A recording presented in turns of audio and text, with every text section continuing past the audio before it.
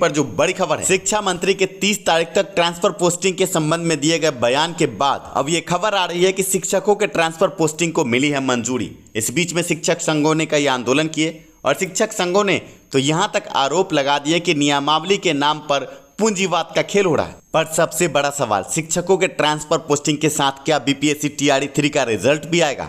क्योंकि प्रधान शिक्षक, प्रधान अध्यापक बहाली रोस्टर क्लियरेंस के बाद अब जल्द ही रिजल्ट देखने को मिलेगा। खबरों को देखने से ऐसा प्रतीत हो रहा है कि बीपीएससी टीआरई 3 रिजल्ट, शिक्षकों का ट्रांसफर पोस्टिंग और प्रधान शिक्षक बहाली एक साथ सरकार करने जा रही है। सबसे पहले ट्रांसफर पोस्टिंग को लेकर क्या खबर आई है आपके स्क्रीन पर, उससे आपको रूबरू कराते हैं। लिखा है, शिक्षकों के ट्रांसफर पोस्टिंग की प्रस्तावित पॉलिसी से संबंधित ड्राफ्ट को अंतिम रूप देने के लिए शिक्षा मंत्री सुनील कुमार ने उसे अनुमोदित किया है। दिव्यांग, असाध्य रोग से पीड़ित और महिलाओं को पहले प्राथमिकता दी जाएगी और 30 सितंबर तक स्वीकृति देने की भी बात है। अब देखना यह है कि 30 सितंबर बीतने के बाद कब तक शिक्षा मंत्री और विभाग की तरफ से बड़ा फैसला आता है। शिक्षकों के सेवा शर्त और नियमावली नहीं बनाना पूंजीवाद मानसिकता की निशानी, शिक्षक संघों की तरफ से बड़ा बयान आया है। कहीं ना कहीं सरकार पर बड़े आरोप लगे हैं कि अभी तक शिक्षकों के सेवा शर्त और नियमावली पर जब बात साफ नहीं है तो कैसे ट्रांसफर पोस्टिंग?